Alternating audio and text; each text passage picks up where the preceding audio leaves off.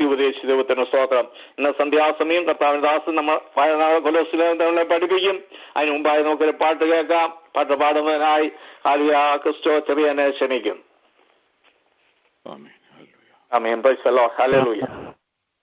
പ്രാർത്ഥനയ്ക്കുത്തരം നൽകുന്നോനേ, നിന്റെ സന്നിധിയിൽ ഞാൻ വരുന്നു.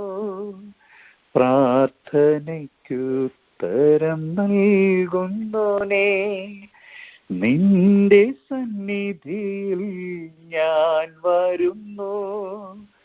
സ്വർഗീയാനുഗ്രഹഭണ്ഡാരത്തിൻ വാതിൽ തുറക്കണമേ. സ്വർഗീയാനുഗ്രഹഭണ്ഡാരത്തിൻ വാതിൽ തുറക്കണമേ. കേൾക്കണേ എൻ പ്രാർത്ഥന, നൽകണേ എൻ യാചന. കേൾക്കണേ എൻ പ്രാർത്ഥന, നൽകണേ എൻ യാചന. പുത്രന്റെ നാമത്തിൽ ചോദിക്കുമ്പോൾ ഉത്തരമരുളിയോനേ.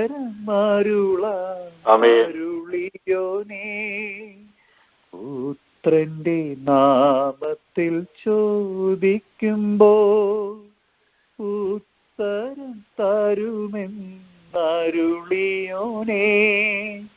നീക്കം വരാത്ത നിൻ വാഗ്ദത്തമെൻ പേർക്കു നീ തന്നുവല്ലോ. നീക്കം വരാത്ത നിൻ വാഗ്ദത്തമെൻ പേർക്കു നീ തന്നുവല്ലോ. കേൾക്കണേ എൻ പ്രാർത്ഥന, നൽകണേ എൻ യാചന. കേൾക്കണേ എൻ പ്രാർത്ഥന, നൽകണേ എൻ യാചന. പാപവും രോഗവും അകറ്റിടുമാ രുധിരത്തിനത്ഭുത ശക്തിയിന്ന്. പാപവും രോഗവും അകറ്റിടുമാ രുധിരത്തിനത്ഭുത ശക്തിയിന്ന്. അറിയുവാനിവിടെ വിശ്വാസത്തിൻ്റെ ഹൃദയങ്ങൾ തുറക്കേണമേ. അറിയുവാനിവിടെ വിശ്വാസത്തിൻ്റെ ഹൃദയങ്ങൾ തുറക്കേണമേ. കേൾക്കണേ എൻ പ്രാർത്ഥന, നൽകണേ എൻ യാചന. കേൾക്കണേ എൻ പ്രാർത്ഥന, നൽകണേ എൻ യാചന. Thank you. ദൈവത്തിന് സ്തോത്രം. Price hallelujah. നല്ല ഒരു പഴയ പാട്ട് ആത്മീയമായി ദൈവത്തിന് സ്തോത്രം. നമുക്ക് ഹല്ലേലൂയ ഉത്തേജനം നൽകത്തക്ക നിലയിൽ ഹല്ലേലൂയ ദൈവത്തിന്റെ സിനിമകളിലൂടെ പാടുവാൻ തക്കണം ഒക്കെ ഇടയായല്ലോ. ഹല്ലേലൂയ ദൈവത്തിന് സ്തോത്രം. ദാസനെ ദൈവം മാനിക്കട്ടെ, അനുഗ്രഹിക്കട്ടെ. കൊടുത്തിരിക്കുന്ന നല്ല താലന്തുകൾക്കായി സ്തോത്രം. പ്രാർത്ഥനയ്ക്ക് ഉത്തരം തരുന്ന കർത്താവ് ദൈവത്തിന് സ്തോത്രം. ഏതു സമയവും ഹല്ലേലൂയ കൃപാസനത്തോടും കടന്നു ചെന്ന അപ്പാ പിതാവിനെ വിളിപ്പാൻ പുത്രത്വത്തിന്റെ അവകാശം നമുക്ക് നൽകി. ദൈവത്തിന് സ്തോത്രം. ഹല്ലേലൂയ. നാം കടന്നു ചെല്ലുമ്പോൾ ഹല്ലേലൂയ നാം അപേക്ഷിക്കുന്ന, നാം പ്രാർത്ഥിക്കുന്നതിന് മറുപടി തരുന്ന ദൈവത്തിന് സ്തോത്രം. പൈസോട് കഴിഞ്ഞ നാളുകളിൽ നാം പ്രാർത്ഥിച്ച അനേക വിഷയങ്ങളിന്മേൽ മറുപടി പ്രാപിച്ചവരാണ് നാം. ദൈവത്തിന് സ്തോത്രം. ഹല്ലേലൂയ. ദൈവത്തിന് സ്തോത്രമാകിയാൽ അവലവനായ ദൈവത്തെ കാലാകാലങ്ങളായി കണ്ടുമുട്ടുവാൻ സ്വർഗം ഭാഗ്യം നൽകി. ദൈവത്തിന് സ്തോത്രം. വിശ്വസ്തയോട് ഹല്ലേലൂയ നന്ദിയുള്ളവരായി ഹല്ലേലൂയ ദൈവത്തിന് സ്തോത്രം ഹല്ലേലൂയ ജയകരമായ ക്രിസ്തുവിനെ നയിക്കാം. അതിനായി ദൈവം നമുക്ക് കൃപ തരട്ടെ. പാട്ടിലൂടെ നമ്മളെ പ്രബോധിപ്പിക്കാൻ റെഡിയായി തീർന്നല്ലോ. ദൈവത്തിന് സ്തോത്രം. ഹല്ലേലൂയ. ദാസനെ കുടുംബമായി ദൈവം അനുഗ്രഹിക്കട്ടെ, മാനിക്കട്ടെ. ദൈവത്തിന് ധാരാളമായി കർത്താവിന് വേണ്ടി പാടുവാൻ അൽവിയ അവസരങ്ങൾ ഒരുക്കി സ്വർഗം മാനിക്കട്ടെ. ദൈവത്തിന് സ്തോത്രം. ഹല്ലേലൂയ. ദൈവത്തിന് സ്തോത്രം. പാട്ടുപാടി ആഗസ്റ്റോ ചെറിയാനെ ഓർത്ത് വനം സൂക്ഷിക്കുന്ന കർത്താവിന്റെ ദാസൻ പാസ്റ്റർ റോയ് വാത്താനത്തെ ഓർത്ത് ഇപ്പോഴെന്നെ ഓർത്ത് ഇപ്പോഴെല്ലായിരിക്കുന്ന ഏവരെ ഓർത്ത് ഇപ്പോഴെല്ലായിരിക്കുന്ന ഒരാൾക്ക് ശബ്ദമുയർത്തി പ്രാർത്ഥിക്കാം. ഹല്ലേലൂയ. പ്രജാപിതാവെ വിളിച്ചുകൊണ്ടെടുത്ത പാതപെടുത്തോട് കർത്താവെ ഹല്ലേലൂയ. സമയത്ത് ഞങ്ങൾക്ക് ഒരുമിച്ച് കർത്താവെ പ്രളയം കുടുംബം അടുത്തുവരാൻ കർത്താവ് കിട്ടുന്ന വലിയ ഭാഗ്യത്തിനായി നല്ല സമയത്തിനായി നന്ദിയോടെ വാഴ്ത്തുന്നു സ്തുതിക്കുന്ന പ്രജാസ്തോത്രം കർത്താവെ. കഴിഞ്ഞ നല്ല പൽക്കാലം എടുത്ത കൃപയുടെ മറവിൽ ഞങ്ങൾ ഓരോരുത്തരെയും മർച്ചനായ സ്തോത്രം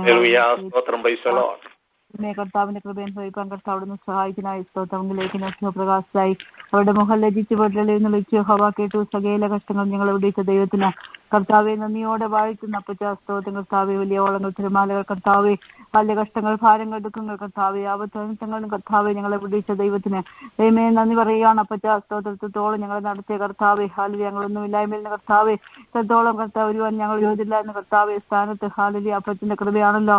അവിടുത്തെ മഹാസ്നേഹത്തിനായി നന്ദിയോടെ സ്തോത്രം സ്തോത്രം സ്തോത്രം കർത്താവെ.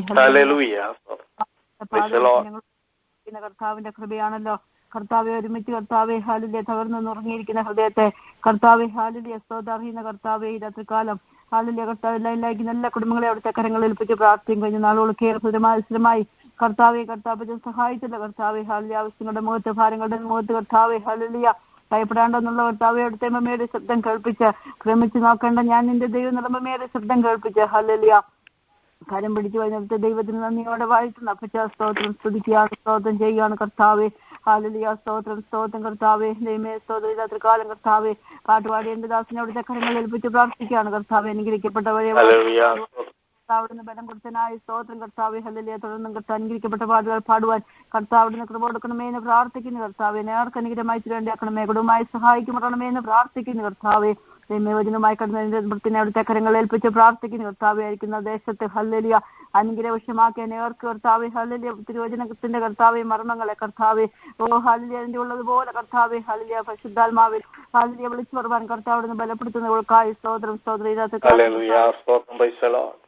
പരിശുദ്ധാത്മാവിൽ സംസാരിപ്പാൻ കർത്താവ് ദാസിനെ അവിടുത്തെ കരങ്ങളിൽ ഏൽപ്പിച്ച് പ്രാർത്ഥിക്കുകയാണ് കർത്താവെ. കുടുംബാനുഗ്രഹിക്കുമറണമേന്ന് പ്രാർത്ഥിക്കുന്ന സകല വിഷയത്തിന്മേലും ദൈവത്തിന്റെ ഹിതപ്രാരം വഴിയും വല്ലൊരുക്കാൻ പോകുന്നതിനായി സ്തോത്രം സ്തോത്രം സ്തോത്രം കർത്താവെ.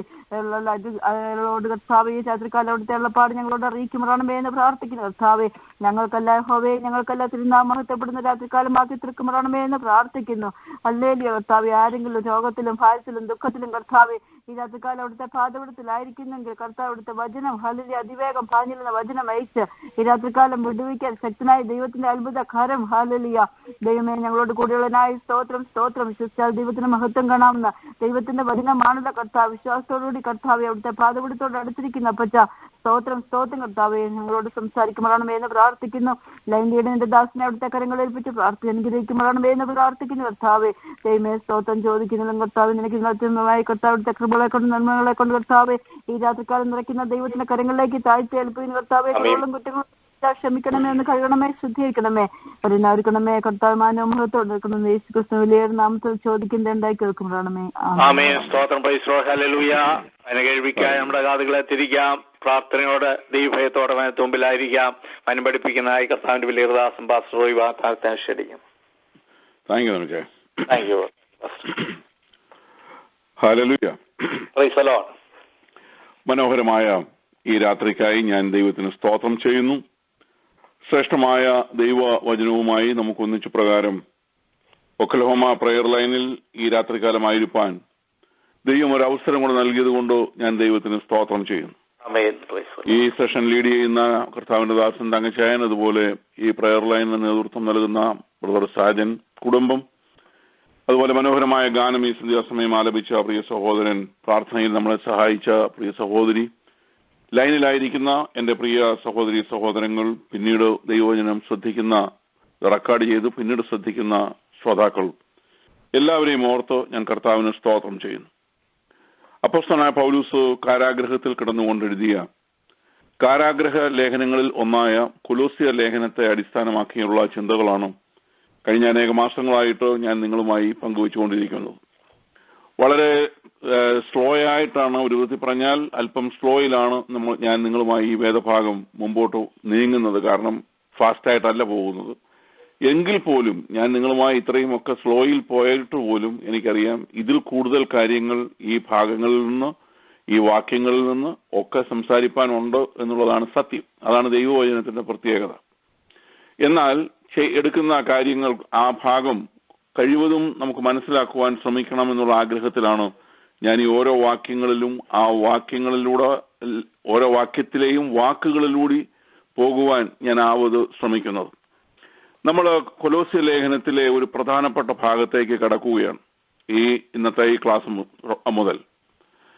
ഇവിടെ 2-ാം അധ്യായത്തിന്റെ 8-ാം വാക്യമാണ് നാം ഇന്ന് ചിന്തിക്കാൻ പോകുന്നത്. ആ വാക്യം ശബ്ദമുയർത്തിയ ഒരാൾക്ക് വായിക്കാം. കൊലോസ്യ ലേഖനം 2-ാം അധ്യായം 8-ാം വാക്യം. തത്വജ്ഞാനവും വെറും വഞ്ചനയും കൊണ്ട് ആരും നിങ്ങളെ കവർന്നു കളയാതിരിപ്പാൻ സൂക്ഷിപ്പീൻ. അത് മനുഷ്യരുടെ സമ്പ്രദായത്തിനൊത്തവണ്ണം, ലോകത്തിന്റെ ആദ്യ പാഠങ്ങൾക്ക് ഒത്തവണ്ണം അല്ലാതെ ക്രിസ്തുവിന് ഒത്തവണ്ണമുള്ളതല്ല. Thank you sister. നമ്മൾ കൊലോസ്യ ലേഖനത്തിൽ ഈ 2-ാം അധ്യായം തുടങ്ങിയപ്പോൾ ഞാൻ നിങ്ങളോട് പറഞ്ഞ കാര്യം നിങ്ങൾ ഓർക്കുന്നുണ്ടാകും. ഈ അധ്യായത്തിൽ ഒന്നിനു പുറകെ ഒന്നായി അപ്പോസ്തലനായ പൗലൂസ് വിശ്വാസികൾക്ക് ചില മുന്നറിയിപ്പുകൾ കൊടുക്കുന്നുണ്ട്. അതിലൊന്നാണ് നാം 4-ാം വാക്യത്തിൽ കണ്ടത്, വശീകരണ വാക്കുകൊണ്ട് ആരും നിങ്ങളെ ചതിക്കരുത്. ഇപ്പോൾ നാം വായിച്ചു കേട്ടതായ ഭാഗത്ത് പറയുന്നത് അല്പം കൂടെ കൂടിയ ഒരു ഗ്രൂപ്പാണ്. തത്വജ്ഞാനവും വെറും വഞ്ചനയും കൊണ്ട് ആരും നിങ്ങളെ കവർന്നു കളയാതിരിപ്പാൻ, കൊള്ളയടിക്കുന്നത് പോലുള്ള അനുഭവം. അപ്പോൾ തത്വജ്ഞാനവും വെറും വഞ്ചനയും കൊണ്ട് ആരും നിങ്ങളെ കവർന്നു കളയാതിരിപ്പാൻ സൂക്ഷിപ്പീൻ. അടുത്തതായിട്ട് നമ്മൾ വീണ്ടും 18-ാം വാക്യത്തിലേക്ക് വരുമ്പോൾ അവിടെ നമുക്ക് ഇപ്രകാരം കാണാൻ കഴിയും, തലയെ മുറുകെ പിടിക്കാതിരിക്കുകയും ചെയ്യുന്നവൻ ആരും നിങ്ങളെ വിരുത് തെറ്റിക്കരുത്. ദൈവമക്കളെ, നമ്മൾ ഇനി ചിന്തിക്കുന്ന ഈ വാക്യഭാഗങ്ങൾ 2-ാം അധ്യായം 8 മുതൽ 23 വരെയുള്ള വാക്യങ്ങൾ. 1-ാം അധ്യായത്തിൽ നമ്മൾ കണ്ടു കർത്താവായ യേശു ക്രിസ്തുവിനെ കുറിച്ചുള്ള ക്രിസ്തുശാസ്ത്രം അതിമനോഹരമായ വാക്കുകളിലൂടെ പരിശുദ്ധാത്മ പ്രേരിതനായി പൗലൂസ് അവതരിപ്പിച്ചു, കർത്താവായ യേശു ക്രിസ്തുവിന്റെ പ്രത്യേകത എന്നുള്ള നിലയിൽ. അപ്പോൾ ഈ 2-ാം അധ്യായത്തിലെ കാതലായ വിഷയം എന്ന് പറയുന്നത് കൊലോസ്യ സഭ ഈ ലേഖനം എഴുതുന്ന സമയത്ത് നേരിടുന്നതായ വിഷയങ്ങളാണ്. അല്ലെങ്കിൽ ആ സഭയിലേക്ക് കയറി വരുന്ന ദുരുപദേശങ്ങളോടുള്ള ബന്ധത്തിൽ സഭ എങ്ങനെയായിരിക്കണം എന്നുള്ളതിനോടുള്ള ബന്ധത്തിലാണ്. ഈ ദുരുപദേശം എന്ന് പറയുന്നത് ഏത് കാലഘട്ടത്തിലും, അതായത് ദൈവസഭ പരിശുദ്ധാത്മാവിനാൽ പെന്തക്കോസ്ത് നാളിൽ ഭൂമിയിൽ അതിന്റെ പണി ആരംഭിക്കുന്നതായ അച്ഛനു ശേഷം ഉള്ള സഭാ ചരിത്രത്തിലൂടെ നമ്മൾ പോകുമ്പോൾ ദുരുപദേശങ്ങളോ അല്ലെങ്കിൽ സഭയ്ക്ക് നാഥനായ ക്രിസ്തുവിന് ഹിതകരമല്ലാത്തതോ ആയ കാര്യങ്ങൾ ഈ സഭയിലേക്ക്, ലോക്കൽ ബോഡിയിലേക്ക് കൊണ്ടുവരുവാൻ അല്ലെങ്കിൽ അതിനകത്ത് എങ്ങനെയെങ്കിലും പ്രവേശിപ്പിക്കുവാൻ ശ്രമിച്ചതായ കാര്യങ്ങൾ അതിൽ പരാജയപ്പെട്ടു അല്ലെങ്കിൽ അത് വിജയിച്ചു തുടങ്ങിയതായ കാര്യങ്ങൾ നമുക്ക് കാണാൻ കഴിയും. എന്തിന് ഈ ലേഖനങ്ങളെല്ലാം കഴിഞ്ഞ് നമ്മൾ വെളിപ്പാട് പുസ്തകത്തിലേക്ക് വരുമ്പോൾ അവിടെ 7 സഭകളോടുള്ളതായ ദൂത് പരിശുദ്ധാത്മാവിലൂടെ യോഹന്നാൻ മുഖേന നമുക്ക് ലഭിക്കുന്നു. ആത്മാവ് സഭകളോട് പറയുന്നത് കേൾക്കട്ടെ എന്ന് പറഞ്ഞുകൊണ്ടാണ്, ചെവിയുള്ളവൻ കേൾക്കട്ടെ എന്ന് പറഞ്ഞുകൊണ്ടാണ് ആ സന്ദേശം വരുന്നത്. ആ സന്ദേശങ്ങളിലൂടെ നാം പോകുമ്പോൾ, ആ സഭകളിലൂടെ പോകുമ്പോൾ എഫേസോസിലെ സഭയെന്ന് പറയുന്നത് വാസ്തവത്തിൽ വളരെ അനുഗ്രഹീതമായ നിലയിൽ നിന്ന സഭയാണ്. എന്നാൽ ഈ വെളിപ്പാട് പുസ്തകം എഴുതുന്ന സമയത്ത് ആ സഭയെക്കുറിച്ച് ദൈവാത്മാവ് പറയുമ്പോൾ ആദ്യ സ്നേഹം നഷ്ടപ്പെട്ടൊരു കുറവ് നിന്നെക്കുറിച്ച് പറയാനുണ്ടെന്ന് ആ സഭയോട് പറയുന്നു. അപ്പോൾ ഓർക്കണം, അപ്പോസ്തോലിക കാലഘട്ടത്തിൽ തന്നെയുള്ള സഭകളിൽ ഇതുപോലുള്ളതായ താഴ്ചയും തകർച്ചയും ഒക്കെ ഉണ്ടാകുന്നത് നമുക്ക് കാണാൻ കഴിയുന്നുണ്ട്. അപ്പോൾ ഇന്ന് ഈ നൂറ്റാണ്ടിൽ ജീവിക്കുന്ന നമ്മെ സംബന്ധിച്ചിടത്തോളം എന്തുമാത്രം ദുരുപദേശങ്ങളും അല്ലെങ്കിൽ അതിനോടുള്ള ബന്ധത്തിലുള്ളതായ അതിന്റെ വേലിയേറ്റങ്ങളും ആധുനിക സഭകൾ ഫേസ് ചെയ്യേണ്ടി വരും എന്നുള്ളത് നമ്മൾ ഓർക്കണം. ഈ 8-ാം വാക്യം മുതൽ, 2-ാം അധ്യായത്തിന്റെ 8-ാം വാക്യം മുതൽ ആ അധ്യായത്തിന്റെ അവസാന വാക്യമായ 23 വരെയുള്ള വാക്യങ്ങളിലും വാസ്തവത്തിൽ ദുരുപദേശങ്ങൾ എന്ന് പറയുന്ന വിഷയത്തോടുള്ള ബന്ധത്തിൽ ആ ദുരുപദേശങ്ങൾ, ചില ദുരുപദേശങ്ങളെ കുറിച്ച് പറയുന്നു. ആ ദുരുപദേശങ്ങളെ എങ്ങനെയാണ് നാം കാണേണ്ടത്, അല്ലെങ്കിൽ എങ്ങനെയാണ് നാം അതിനെ നേരിടേണ്ടത് എന്നുള്ള നിലയിലാണ് ഈ വേദഭാഗം നമുക്ക് നൽകിയിരിക്കുന്നത്. നാം ഇനി ഈ പഠിക്കുന്ന വേദഭാഗത്ത്, പ്രത്യേകിച്ച് ഈ 2-ാം അധ്യായത്തിന് തുടർന്നുള്ള വേദഭാഗങ്ങൾ നാം ചിന്തിക്കുമ്പോൾ, ഭാരതീയ സഭ അല്ലെങ്കിൽ മലങ്കര ക്രൈസ്തവ സഭയുടെ ഭാഗമായ നമ്മെപ്പോലുള്ള ദൈവമക്കൾക്ക് ചില കാര്യങ്ങൾ ഈ വേദഭാഗങ്ങളിൽ കാണാൻ കഴിയും, പ്രത്യേകിച്ച് പഠിക്കാനുണ്ട്. പാരമ്പര്യമായി നാം കൊണ്ടു നടക്കുന്ന കുറെ ആചാര അനുഷ്ഠാനങ്ങളുണ്ട്. വേദപുസ്തകവുമായി അതിന് യാതൊരു ബന്ധവുമുള്ള കാര്യങ്ങളല്ല. ഹൈന്ദവ ആചാര അനുഷ്ഠാനങ്ങൾ ക്രൈസ്തവ സഭയിലേക്ക് കയറി. അങ്ങനെ ഒരു കാലഘട്ടത്തിൽ പട്ടത്വ സഭകളുടെ അല്ലെങ്കിൽ ക്രൈസ്തവ സഭകളുടെ ഏതെങ്കിലും ഒരു വിഭാഗത്തിന്റെ ഭാഗമായിരുന്നായ നാമോ അല്ലെങ്കിൽ നമ്മുടെ പിതാക്കന്മാരോ അവർ വേർപെട്ട സത്യങ്ങളിലേക്ക് അല്ലെങ്കിൽ വേർപാട് സത്യം അറിഞ്ഞ് ആ നിലവാരത്തിലുള്ള ഒരു സ്റ്റെപ്പ് എടുത്ത് സുവിശേഷ വിഹിത സഭകളിലേക്ക് മാറി എങ്കിൽ പോലും അവർ നിന്നിരുന്നതായ ആ സാമുദായിക ചുറ്റുപാടിൽ അനുവർത്തിച്ചു പോന്നിരുന്ന അല്ലെങ്കിൽ അവർ പരിശീലിച്ചുകൊണ്ടിരുന്ന ചില ആചാരങ്ങളും അനുഷ്ഠാനങ്ങളും ഇവരെ ഇന്നും ഈ നമ്മുടെ കൂട്ടത്തിൽ കൂടിയിട്ടുണ്ട് എന്നുള്ളതാണ് സത്യം. ഇത് പരമ്പരാഗതമായി അല്ലെങ്കിൽ പാരമ്പര്യമായി വന്നുകൂടുന്നതായ കാര്യങ്ങളാണ്. വേദപുസ്തകത്തിൽ അതിന് അടിസ്ഥാനമൊട്ടില്ല താനും.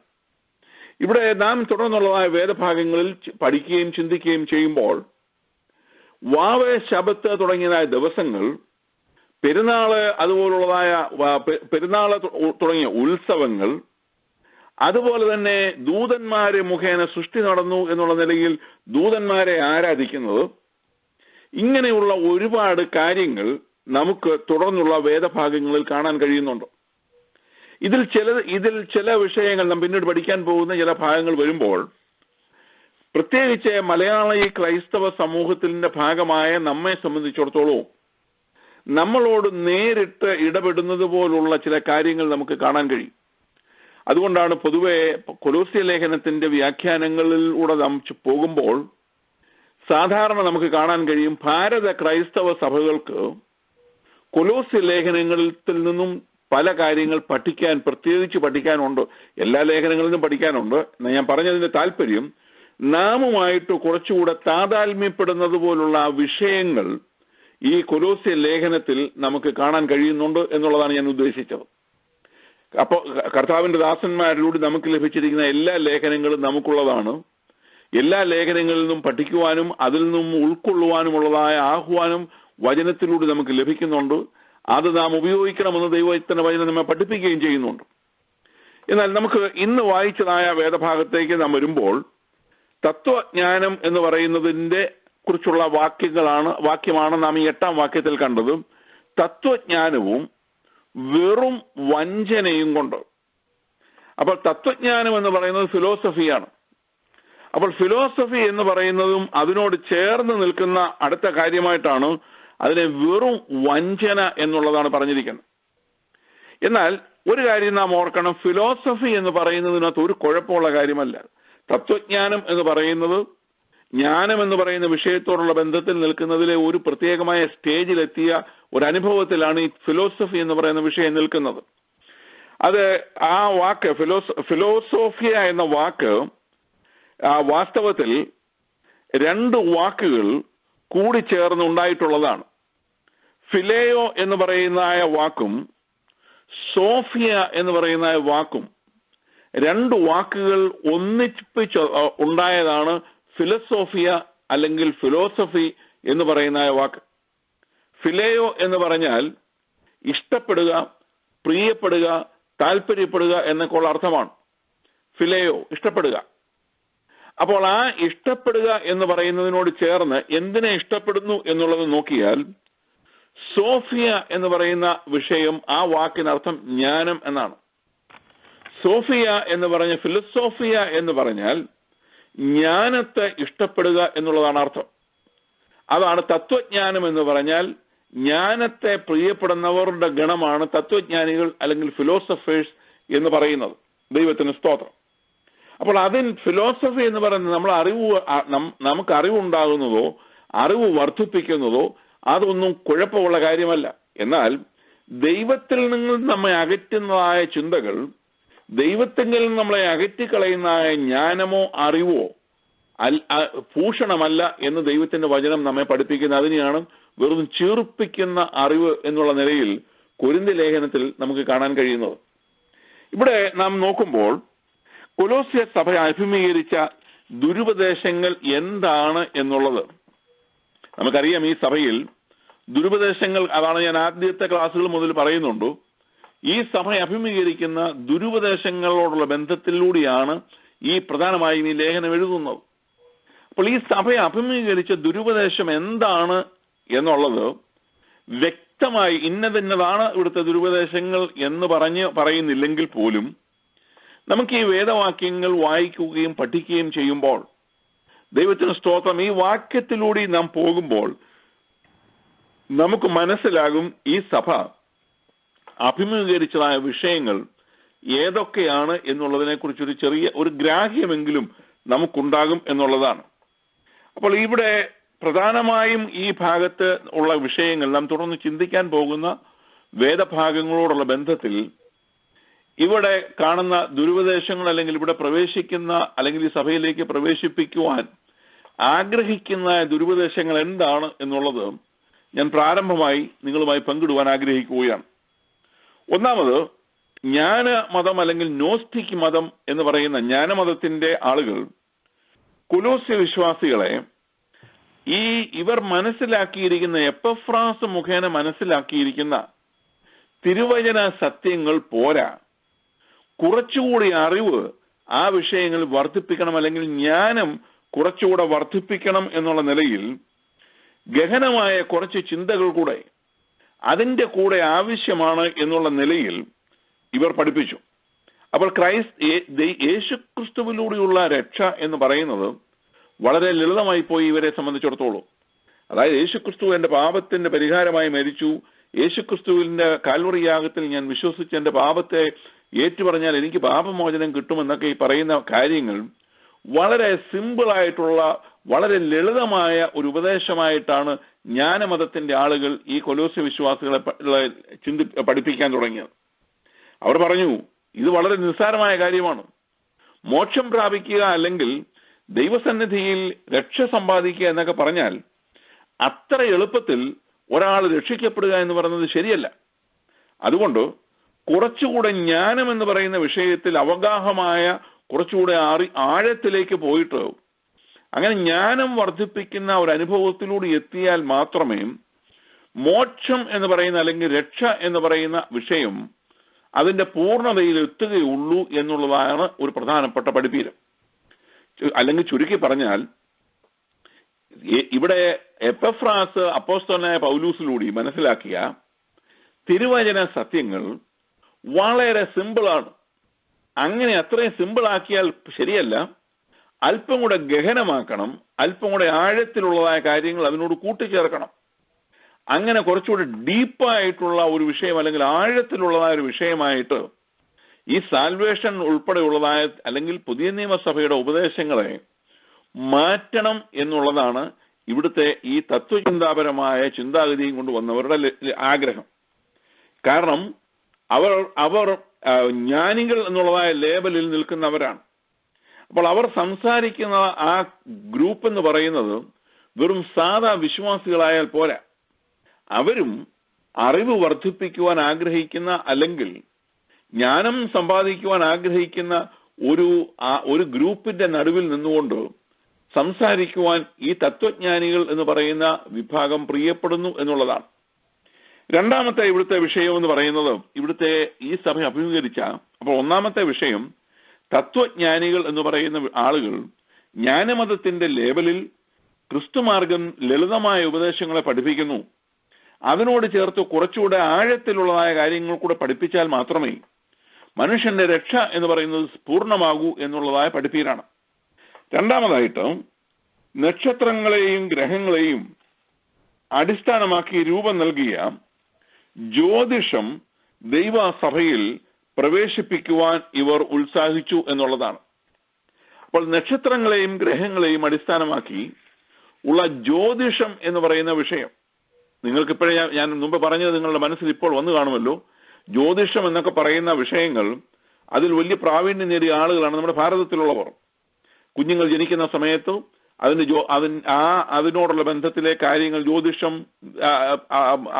നോക്കി അതിന്റെ കാര്യങ്ങളൊക്കെ ചെയ്യുന്നതൊക്കെ നമ്മൾ കേട്ടിട്ടുള്ള കാര്യങ്ങളാണ്. അപ്പോൾ ഇവിടെ ഗ്രഹങ്ങളുടെയും ആ കുഞ്ഞിന്റെ ജനിച്ച സമയത്തെ ഗ്രഹനില ഒക്കെ നോക്കിയാണ് ജാതകവും ജ്യോതിഷം അതിനോട് ബന്ധപ്പെട്ട് നിൽക്കുന്ന ജാതകം ഇങ്ങനെയുള്ളതായ കാര്യങ്ങളൊക്കെ രൂപപ്പെടുത്തുന്നതെന്ന് നമുക്കറിയാം. അപ്പോൾ നക്ഷത്രങ്ങളെയും ഗ്രഹങ്ങളെയും അടിസ്ഥാനമാക്കി രൂപം നൽകിയ ജ്യോതിഷം എന്ന് പറയുന്ന വിഷയം ദൈവസഭയിൽ പ്രവേശിപ്പിക്കുവാനായിട്ട് വരികയാണ്. അത് നമുക്ക് പിന്നീട് ചിന്തിക്കാം. 16-ാം വാക്യത്തിൽ വരുമ്പോൾ വാവ് എന്ന് പറയുന്ന ഒരു വിഷയം അവിടെ നമുക്ക് കാണാൻ കഴിയും. അപ്പോൾ അത് ഈ നക്ഷത്രങ്ങളോട് ബന്ധപ്പെട്ട് നിൽക്കുന്ന ഒരു വിഷയമാണ്. അപ്പോൾ കറുത്ത വാവ്, വെളുത്ത വാവ് എന്നൊക്കെ ഈ പറയുന്ന കാര്യങ്ങൾ. അപ്പോൾ ഈ ഗ്രഹങ്ങൾ നമ്മളുടെ മേൽ സ്വാധീനം ചെലുത്തുന്നു എന്നും, അപ്പോൾ ദൈവമക്കളുടെ മേൽ ഗ്രഹങ്ങൾക്കൊരു സ്വാധീനമുണ്ട് എന്ന് ഇവർ പഠിപ്പിച്ചു. അപ്പോൾ ഈ കർത്താവായ യേശുക്രിസ്തുവുമായുള്ളതായ വ്യക്തിപരമായ ബന്ധത്തിലേക്ക് അല്ലെങ്കിൽ രക്ഷയുടെ അനുഭവത്തിലേക്ക് ഒരു ദൈവപൈതൽ വന്നാൽ പോലും അവനോടുള്ള ബന്ധത്തിൽ ഗ്രഹനില എന്ന് പറയുന്ന ഒരു വിഷയം പിന്നെയും അവനെ പിന്തുടരുന്നു എന്നുള്ളതാണ്. അപ്പോൾ ഒരാൾ ജനിക്കുമ്പോൾ അവന്റെ ഗ്രഹനില ശരിയല്ലെങ്കിൽ അവൻ രക്ഷിക്കപ്പെട്ടതുകൊണ്ടൊന്നും അവന് വ്യത്യാസം വരുന്നില്ല. കാരണം അവന്റെ ഗ്രഹനില എന്ന് പറയുന്ന വിഷയം അവിടെ ബാക്കി കിടക്കുകയാണ്. അതുകൊണ്ട് ഗ്രഹങ്ങളുടെ സ്വാധീനം എന്ന് പറയുന്നത്, നക്ഷത്രങ്ങളുടെ സ്വാധീനം എന്ന് പറയുന്നത് നമ്മളിൽ മനുഷ്യരിലുണ്ട് എന്ന് പഠിപ്പിക്കുന്ന ഒരു വിഭാഗം ഇവിടെ കടന്നു വന്നു. രണ്ടാമത്തെ ദുരുപദേശമായിട്ട് നിൽക്കുന്ന അത് ഈ വിഷയമാണ്. മൂന്നാമതായിട്ട് ക്രിസ്ത്യാനികളെ പരിച്ഛേദനയ്ക്ക് ഇവർ നിർബന്ധിച്ചു എന്നുള്ളതാണ്. ഇത് നമുക്കറിയാം യഹൂദ മതത്തിൽ നിന്ന് വന്ന ആളുകളുടെ പഠിപ്പീരാണ്. കാരണം യഹൂദ മതമാണ് പരിച്ഛേദന എന്ന് പറയുന്ന വിഷയത്തോടുള്ള ബന്ധത്തിൽ ശക്തമായ നിലപാടെടുത്തിട്ടുള്ളത്. ഒരു പുരുഷ സന്തതി ജനിച്ചാൽ 8-ാം ദിവസം പരിച്ഛേദന നടത്തിയിരിക്കണം എന്നുള്ളതാണ്. എന്നാൽ ഏതെങ്കിലും കാരണത്താൽ ഇപ്പോൾ ആ കുടുംബം യാത്രയിലായിരുന്നു, ആ 8-ാം നാളിൽ പരിച്ഛേദന ചെയ്യാൻ സഹായകമായ നിലയിൽ ഒരു സിനഗോഗോ ദേവാലയമോ അതുപോലുള്ള ഒരു യഹൂദന്റെ മതസ്ഥാപനം അവർ ആയിരുന്ന സ്ഥലത്ത് ഇല്ലാതെ വന്നു കഴിഞ്ഞാൽ ആ 8-ാം ദിവസം ആ കർമ്മം നടക്കാതെ വരും. അതിന് എക്സംഷൻ കൊടുത്തിട്ടുമുണ്ട്. യാത്രയിലോ മറ്റു ആയിരിക്കുന്ന ആളുകൾക്ക് ഈ 8-ാം ദിവസം നടന്നില്ലെങ്കിൽ പിന്നീട് അവർക്ക് ഏറ്റവും അടുത്ത ദിവസം അവർക്ക് ചെയ്യാവുന്ന ഏറ്റവും എളുപ്പത്തിലുള്ള ഏറ്റവും അടുത്ത ഏർലിയസ്റ്റ് ഡേയിൽ അത് ചെയ്യുക എന്നുള്ള നിലയിലാണ് അവർ പഠിപ്പിച്ചിരുന്നത്. എന്നാൽ പോലും അങ്ങനെ 8 ദിവസം കഴിഞ്ഞിട്ട് ചെയ്യുന്നതെന്ന് പറയുന്ന ഒരു സെക്കൻഡ് ക്ലാസ് കാറ്റഗറിയാണ്. അതുകൊണ്ടാണ് ഫിലിപ്പി ലേഖനം പഠിക്കുമ്പോൾ അപ്പോസ്തലനായ പൗലൂസ് പ്രശംസാ വിഷയങ്ങൾ പറയുന്ന കൂട്ടത്തിൽ അവിടെ പറയുന്നുണ്ട് 8-ാം നാളിൽ പരിച്ഛേദന ഏറ്റവൻ. അപ്പോൾ 8-ാം നാളിൽ പരിച്ഛേദന ഏൽക്കുക എന്ന് പറയുന്നത് ഒരു യഹൂദ ബാലനെ സംബന്ധിച്ചിടത്തോളം ഒരു പ്രശംസാ വിഷയമാണ്. കാരണം 8 ദിവസം കഴിഞ്ഞ് 10-ാം ദിവസം ചെയ്യുന്നവനേക്കാൾ കേമനാണ് 8-ാം നാളിൽ ഇത് അനുഷ്ഠിച്ചവൻ എന്നാണ് ഈ പറഞ്ഞു വെച്ചതിന് ചുരുക്കം. അപ്പോൾ ഇവിടെ ദൈവസഭയിൽ ഈ പരിച്ഛേദന എന്ന് പറയുന്ന യഹൂദ ആചാര അനുഷ്ഠാനങ്ങളുടെ ഭാഗമായിരുന്ന പരിച്ഛേദന കൂടെ ചെയ്താലേ രക്ഷ എന്ന് പറയുന്ന വിഷയത്തിൽ പൂർണ്ണത വരുന്നുള്ളൂ എന്നുള്ള നിലയിലാണ് യേശുക്രിസ്തു മുഖേന നമുക്ക് നൽകിയ മാനവ സമൂഹത്തിന് നൽകിയ രക്ഷ പൂർണ്ണമാകണമെങ്കിൽ ഈ പഴയ നിയമത്തിലെ കർമ്മമായിരുന്ന പരിച്ഛേദനയോടെ അനുഷ്ഠിക്കണം എന്നിവർ ശഠിച്ചു. ഇത് യഹൂദ വിഭാഗത്തിൽ നിന്ന് വന്നവർ എടുത്ത നിലപാടാണ്. ഇവിടെ ഈ വിഷയത്തോടുള്ള ബന്ധത്തിൽ ഇത് ആദിമ സഭകളെല്ലാം ഫേസ് ചെയ്തൊരു വിഷയമാണ്. കൊലോസ്യ സഭ മാത്രമല്ല, മറ്റ് സഭകളും ഇത് ഫേസ് ചെയ്തു. ഗലാത്യ സഭയോടൊക്കെ പറയുമ്പോഴും ഈ വിഷയം ഗലാത്യ സഭയോടുള്ള ബന്ധത്തിൽ നമുക്ക് കാണാൻ കഴിയും. മറ്റ് അപ്പസ്തോലിക കാലഘട്ടത്തിലെ എല്ലാ സഭകൾക്കും ഒന്നല്ലെങ്കിൽ മറ്റൊരു നിലയിൽ ഈ പ്രശ്നം ഒരു കാര്യമായ പ്രശ്നമായിട്ട് സഭയിൽ ആവിർഭവിച്ചിട്ടുണ്ട്. കാരണം ഈ വിഷയത്തിൽ അപ്പോസ്തലന്മാരുടെ ഇടയിൽ പോലും ഒരു ഏക അഭിപ്രായം ഇല്ലായിരുന്നു എന്നുള്ളതാണ് സത്യം. അപ്പോസ്തലനായ പൗലൂസ് കർത്താവായ യേശുക്രിസ്തുവിന്റെ ദർശനത്താൽ പിടിക്കപ്പെട്ടില്ലായിരുന്നെങ്കിൽ, ഞാൻ പലപ്പോഴും ഓർത്തു പോകുന്നു, ക്രൈസ്തവ സഭയിൽ പരിച്ഛേദന പത്രോസിനെ പോലെ ഉള്ള ആളുകൾ എസ്റ്റാബ്ലിഷ് ചെയ്യുമായിരുന്നു. അതാണ് സത്യം. കാരണം നമുക്ക് തന്നെ കാണാൻ കഴിയുന്നുണ്ട്, പത്രോസും പൗലൂസും തമ്മിൽ കേഫാവിൽ തെറ്റ് കാണുകയാൽ മുഖാമുഖം ഞാൻ എതിർത്തു നിന്നു എന്ന് പൗലൂസ് പറയുന്നത് അവരുടെ ഇടയിലുള്ള സൗന്ദര്യപ്പിണക്കമല്ല, അവരിൽ ആരാണ് വലിയവൻ എന്നുള്ളതിനെ കുറിച്ചുള്ള തർക്കവുമല്ല. പൗലൂസിന്റെ അരിക്കൽ വരുമ്പോൾ പത്രോസിന് ഒരു മുഖം, പത്രോസ് പൗലൂസിനോട് ചേർന്ന് നിൽക്കുന്നു. അതിനുശേഷം യഹൂദ വിഭാഗത്തിൽ നിന്ന് വന്നവരുടെ അരികെ ചെല്ലുമ്പോൾ, അല്ലെങ്കിൽ യഹൂദ പ്രമാണിമാരെ കാണുമ്പോൾ അവരുടെ കൂടെയും പത്രോസ് കൂടും. അങ്ങനെ യഹൂദന്റെ ആചാര അനുഷ്ഠാനങ്ങൾ ഓക്കെയാണ് എന്നുള്ള ഒരു നിലപാടിൽ നിന്നയാളാണ്, ഇടയ്ക്കിടയ്ക്ക് നിൽക്കുന്ന ഒരാളായിരുന്നു പത്രോസ്. ആ പത്രോസിന്റെ ആ കാഴ്ചപ്പാട് മാറ്റുവാൻ അപ്പോസ്തല പ്രവൃത്തിയിൽ നമുക്ക് കാണാൻ കഴിയും. തുപ്പട്ടിയുടെ ദർശനം തന്നെ കർത്താവ് കാണിച്ചു കൊടുത്തു. ആ തുപ്പട്ടിക്കകത്ത് ഭൂമിയിലുള്ള ഇഴജാതികൾ, നാൽക്കാലികൾ സകലതും ഉണ്ടായിരുന്നു. ശുദ്ധിയുള്ളതും ശുദ്ധിയില്ലാത്തതും എല്ലാം അതിനകത്തുണ്ട്. എന്നിട്ട് പത്രോസിനെ ഒരു ശബ്ദം കേൾപ്പിച്ചു, എഴുന്നേറ്റ് അറുത്ത് തിന്നുക എന്ന്. അപ്പോൾ പത്രോസിലെ യഹൂദൻ പൊങ്ങി വന്നു. പത്രോസ് പറഞ്ഞു, ഞാൻ ശുദ്ധിയില്ലാത്ത യാതൊന്നും ഭക്ഷിക്കുന്ന ആളല്ല. അപ്പോൾ ഞാൻ പറഞ്ഞല്ലോ, ശുദ്ധി എന്ന് പറഞ്ഞാൽ യഹൂദന് കൊടുത്തു ഞാൻ പ്രമാണത്തിന്റെ ബേസിലാണ് പത്രോസ് പറയുന്നത്. ശുദ്ധിയില്ലാത്തതൊന്നും ഞാൻ കഴിക്കാറില്ല. കാര്യം ഈ തുപ്പട്ടിക്കകത്ത് ശുദ്ധിയില്ലാത്തതുണ്ട്. അപ്പോൾ ഇഴജാതികളൊക്കെ ഇല്ലേ എന്ന് പറഞ്ഞതുപോലെ ഇതൊരു രൂക്ഷമായ വിഷയമാണ്. ഈ പരിച്ഛേദന എന്ന് പറയുന്നതിനോടുള്ള ബന്ധത്തിൽ അപ്പോസ്തോലിക സഭകൾ വളരെ വളരെ ഗൗരവമായി ഈ വിഷയം അഭിമുഖീകരിക്കേണ്ടി വന്നു. കാരണം എന്താണെന്ന് ചോദിച്ചാൽ, സഭയിലെ വിശ്വാസികളെ ഉറപ്പിച്ചു നിർത്തേണ്ട, ദുരുപദേശങ്ങൾ സഭയിലേക്ക് പ്രവേശിപ്പിക്കാതെ തടയിടേണ്ടതായ ഈ അപ്പോസ്തോലിക ശ്രേഷ്ഠന്മാർ, ഇവരുടെ ഇടയിൽ ഈ വിഷയത്തിൽ ഭിന്ന അഭിപ്രായമുണ്ടായി എന്നുള്ളതാണ്. അതുകൊണ്ട് അറിയണം ദൈവമക്കളെ, എവിടെ സഭാഗാത്രത്തിന് കാവൽ നിൽക്കുന്നവർ പോലെ നിൽക്കുന്ന ആളുകളുടെ ഇടയിൽ ഭിന്നതയുണ്ടോ, ആ സഭ തകരാൻ അധികം നാളൊന്നും വേണ്ട. കാരണം ദൈവസഭ എന്ന് പറയുന്നത് ഐക്യതയോടുകൂടി മുന്നോട്ട് പോകേണ്ട പ്രസ്ഥാനമാണ് സഭ എന്ന് പറയുന്നത്.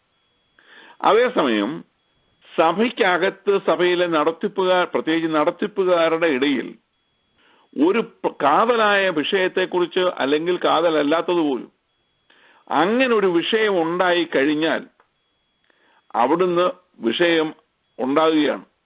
ആ വിഷയം പിന്നെ കത്തിച്ച് അവസാനം സ്പ്ലിറ്റിലും മറ്റ് നിലകളിലും എത്തിച്ചേരുന്നു എന്നുള്ളതാണ്.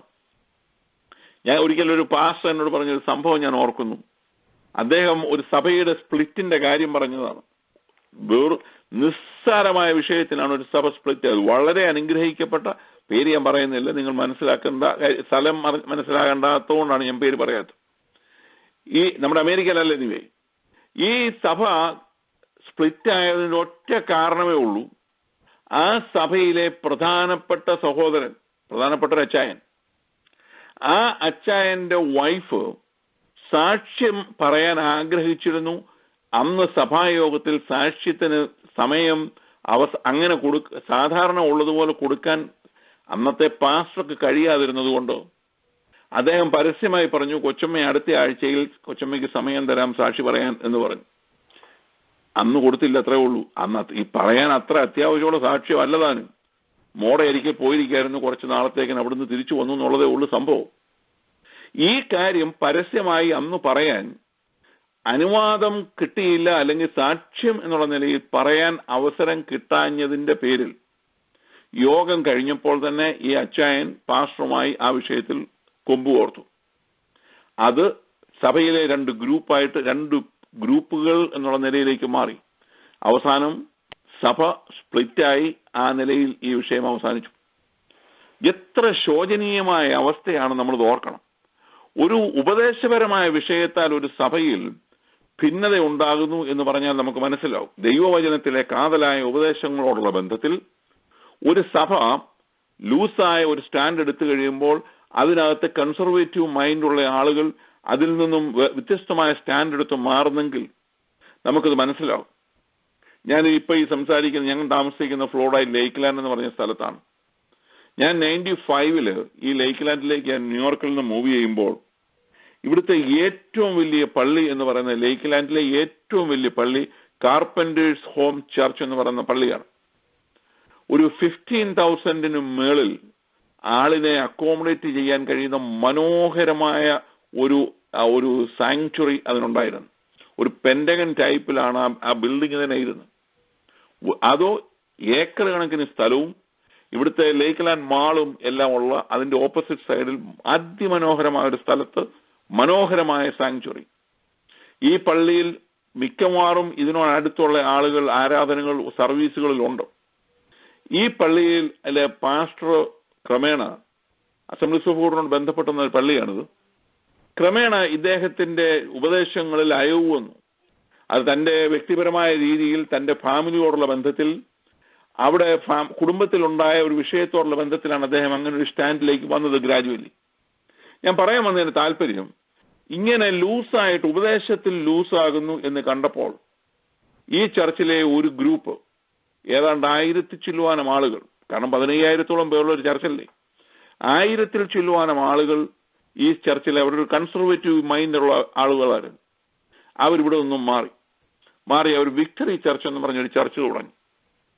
ആ ചർച്ചാണ് ഇന്ന് ലേക്ക് ലാൻഡിലെ ഏറ്റവും വലിയ പെന്തക്കോസ്റ്റൽ ചർച്ച്. അവിടെ ഇപ്പോൾ 10,000-ന് മേളിൽ ആളുള്ള ഹ്യൂജ് ചർച്ചായിട്ട് അത് വളർന്നു. അതേസമയം ഞാൻ മുമ്പ് പറഞ്ഞ ഈ ലൂസ് ഉപദേശത്തിൽ അയവ് വരുത്തിയ ആ മനോഹരമായ സാങ്ച്വറി ഉണ്ടായിരുന്ന കാർപ്പൻറ്റേഴ്സ് ഹോം ചർച്ച് ഇന്ന് ലേക്ക് ലാൻഡിൽ ഇല്ല. ആ കെട്ടിടം അവസാനം കംപ്ലീറ്റ് ആയിട്ട് ആളുകൾ ഇല്ലാതായി. സഭയുടെ ബിൽഡിങ്ങും മറ്റ് കാര്യങ്ങളും എല്ലാം ബാങ്ക്രപ്സി ചെയ്തു. അതൊരു വലിയ ഇൻവെസ്റ്റ്മെന്റ് ഗ്രൂപ്പ് ആ 85 ഏക്കർ ഉണ്ടായിരുന്ന സ്ഥലം, ഞാൻ പറഞ്ഞല്ലോ മാളിന്റെ ഓപ്പോസിറ്റിൽ 85 ഏക്കർ ഉണ്ടായിരുന്ന കണ്ണായ സ്ഥലം ഒരു ബിസിനസ് ഇൻവെസ്റ്റ്മെന്റ് ഗ്രൂപ്പ് അത് വിലയ്ക്ക് വാങ്ങി ബുൾഡോസർ കൊണ്ടുവന്ന് ആ മനോഹരമായ ആ ചർച്ച് ഇടിച്ചു നിരത്തി അവിടെ ഇപ്പോൾ ബിസിനസിന് വേണ്ടിയുള്ളതായ ബിൽഡിങ്ങുകൾ പണിതുകൊണ്ടിരിക്കുകയാണ്.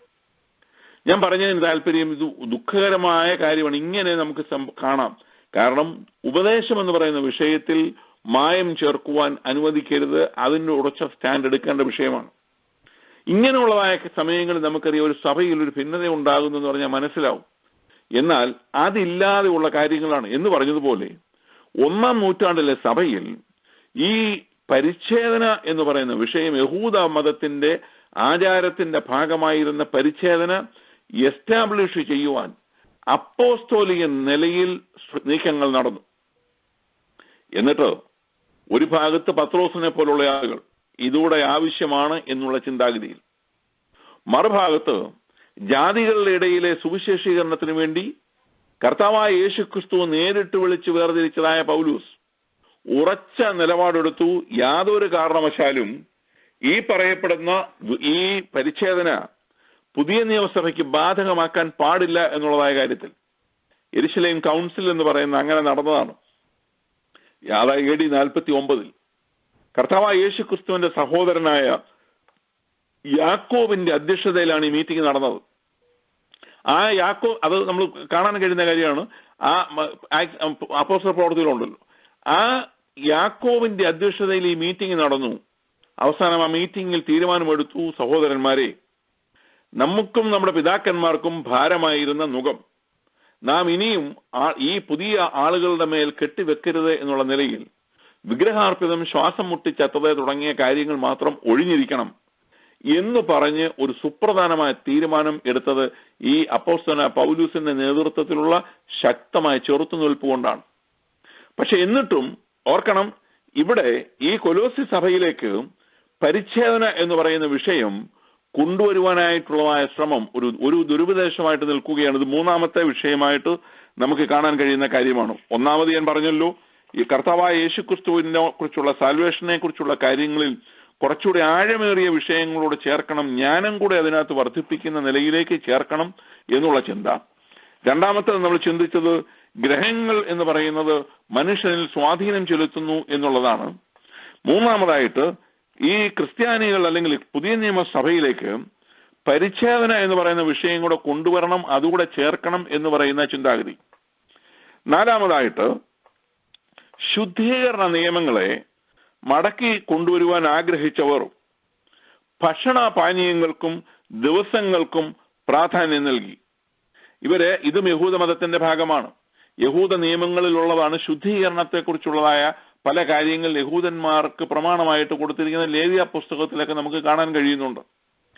അങ്ങനെയുള്ള ശുദ്ധീകരണത്തിന്റെ നിയമങ്ങളും അതിനോട് കൂടെ തന്നെ ഭക്ഷണ പാനീയങ്ങളെ സംബന്ധിച്ചിടത്തോളം എന്ത് കഴിക്കണം, എന്ത് കുടിക്കണം, അല്ലെങ്കിൽ തുടരുത്, പിടിക്കരുത്, രുചിക്കരുത് എന്നൊക്കെ പറഞ്ഞുള്ളതായ ചില കാര്യങ്ങൾ എല്ലാം കൂടെ ചേർത്ത് ആഹാര പാനീയങ്ങളോടുള്ള ബന്ധത്തിൽ ചില തെറ്റായ ചിന്താഗതികൾ സഭയിൽ കൊണ്ടുവരുവാനായിട്ട് ഇവർ ശ്രമിച്ചു.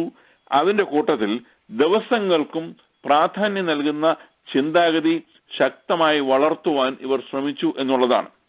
ഇത് നാലാമത്തെ വിഷയമായിട്ട് നിൽക്കുന്നു. ഇനി അഞ്ചാമതായിട്ട് ദൈവത്തിനും മനുഷ്യർക്കും മധ്യത്തിൽ ഉള്ള നിരവധി മധ്യസ്ഥന്മാരിൽ ഒരാളാണ് യേശുക്രിസ്തുവെന്നും ദൂതന്മാർ ആരാധനയ്ക്ക് യോഗ്യരാണെന്നും വിശുദ്ധനായ ദൈവം ദൂതന്മാരെ ഉപയോഗിച്ചാണ് സൃഷ്ടി നടത്തിയതെന്നും അങ്ങനെ വരുമ്പോൾ ദൂതന്മാരെയും ആരാധിക്കാൻ കൊള്ളാവുന്നവരാണെന്നും ഉള്ള ചിന്ത.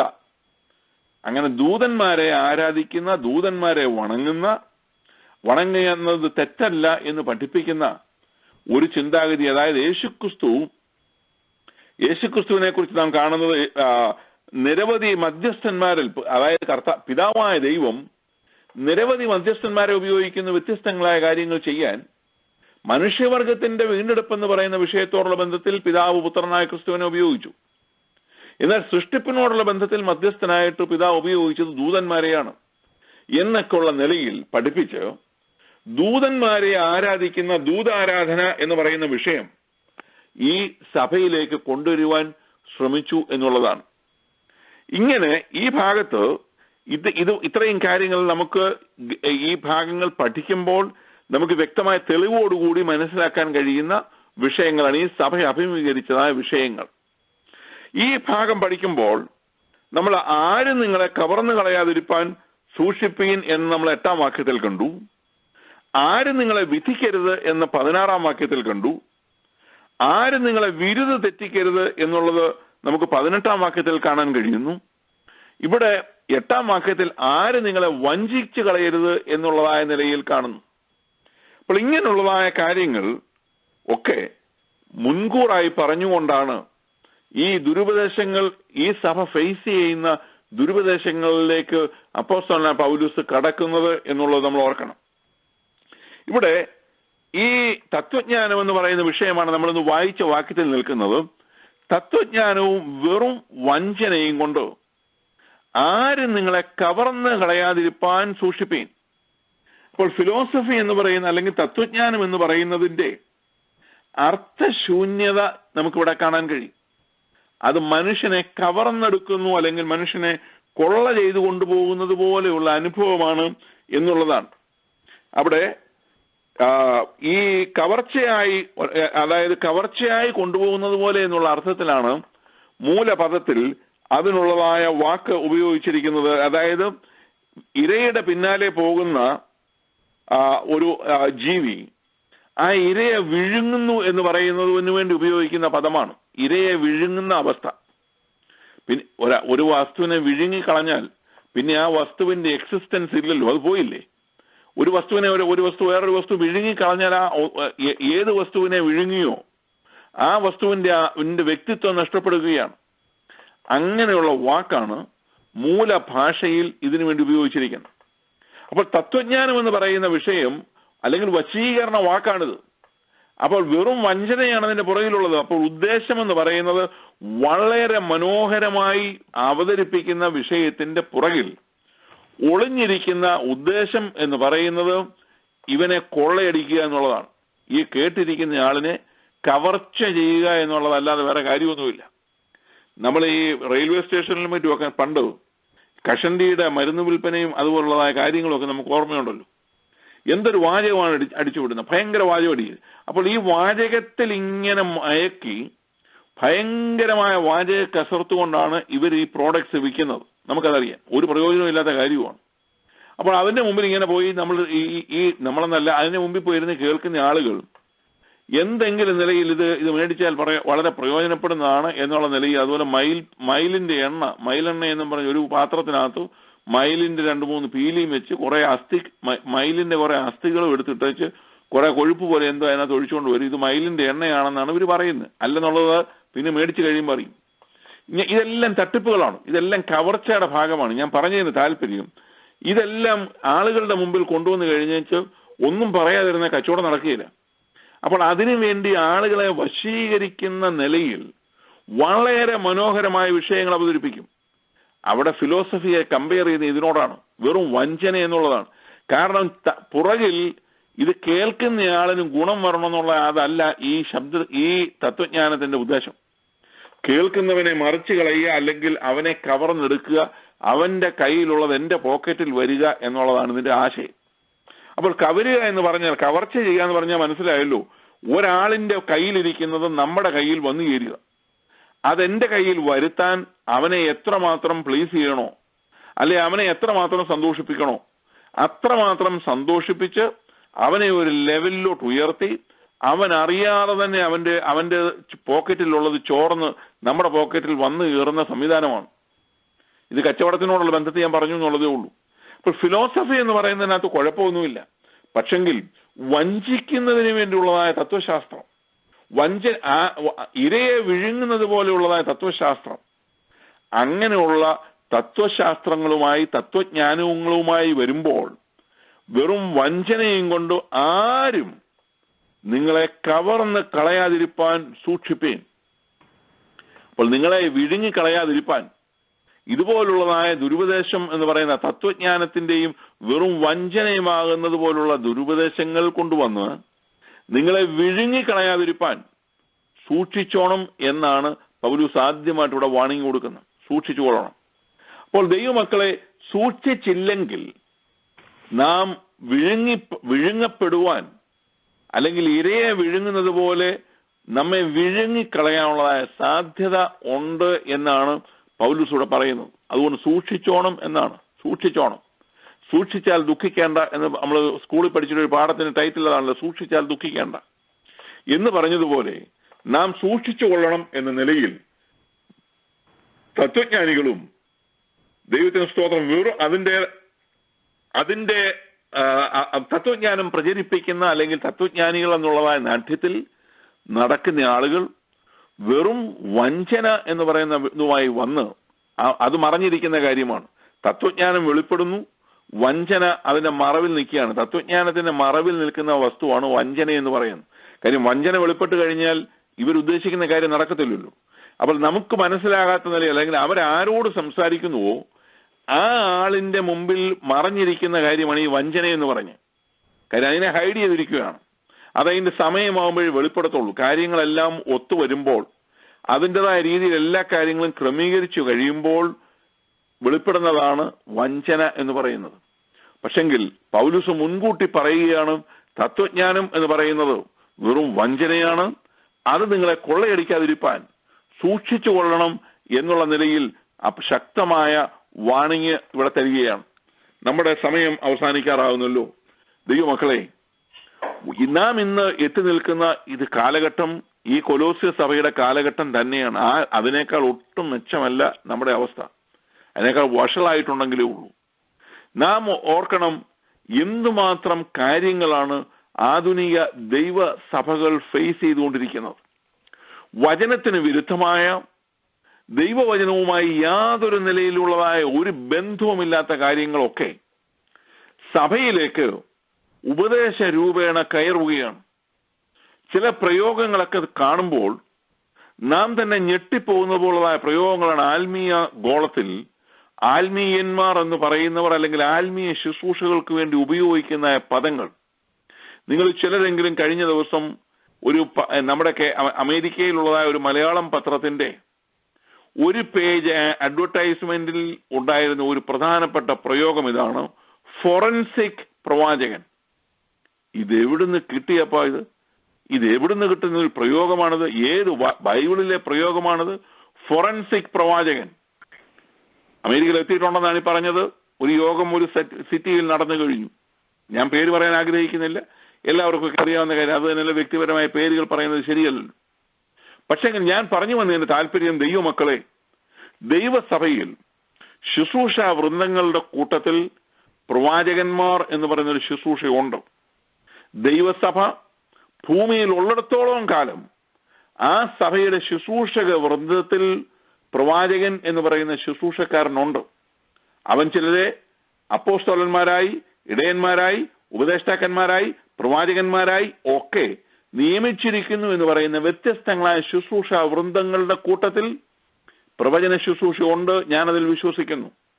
എന്നാൽ വചനത്തിന് വിരുദ്ധമായ, ദൈവവചനവുമായി യാതൊരു ബന്ധവുമില്ലാത്ത ടൈറ്റിൽ എടുത്ത് അത് പ്രവചനമാണ് എന്നുള്ള നിലയിൽ ആ നാട്യത്തിലൂടി ദൈവ ജനത്തെ കൊള്ളയടിക്കുന്ന കള്ള പ്രവാചകന്മാരെ ഒക്കെ തിരിച്ചറിയാൻ നമുക്ക് കഴിയേണ്ടതല്ലേ? നമുക്കതിൽ ഞാൻ പിന്നീട് ആ ഭാഗങ്ങളിലേക്ക് വരാം. ദൈവമക്കളെ, നാം ഓർക്കുക, വളരെ വളരെ ഗുരുതരമായ ഒരു കാലഘട്ടത്തിലൂടെയാണ് ദൈവസഭ ഇന്ന് ഭൂമിയിൽ നീങ്ങിക്കൊണ്ടിരിക്കുന്നത്. നാം വളരെ വളരെ വളരെ കരുതലുള്ളവരായിരിക്കണം. പാമ്പിനെ കർത്താവ് നമ്മളോട് പറഞ്ഞത്, നിങ്ങൾ പാമ്പിനെ പോലെ ബുദ്ധിയുള്ളവരായിരിക്കണം എന്നാണ് പറഞ്ഞത്. പാമ്പിനെ പോലെ ബുദ്ധിയുള്ളവർ, പ്രാവിനെ പോലെ കളങ്കമില്ലാത്തവർ എന്ന് പറഞ്ഞിട്ട് അവിടെ ബുദ്ധിയോടുള്ള ബന്ധത്തിൽ നമ്മളോട് പറയുന്നത് പാമ്പിനെ പോലുള്ള ബുദ്ധി എന്ന് പറഞ്ഞാൽ വളരെ ജാഗ്രതയോടുകൂടി, വളരെ കരുതലോടുകൂടി ആധുനിക ദൈവസഭകളിൽ ഞാനും നിങ്ങളും കർത്താവിന്റെ വരവിന് താമസമെങ്കിൽ ജാഗരൂകരായി നിൽക്കണം എന്നുള്ളതാണ്. എന്നിലേക്ക് ദുരുപദേശം കടക്കുന്നില്ല എന്ന് പറഞ്ഞ് നാം സംതൃപ്തിപ്പെടരുത്.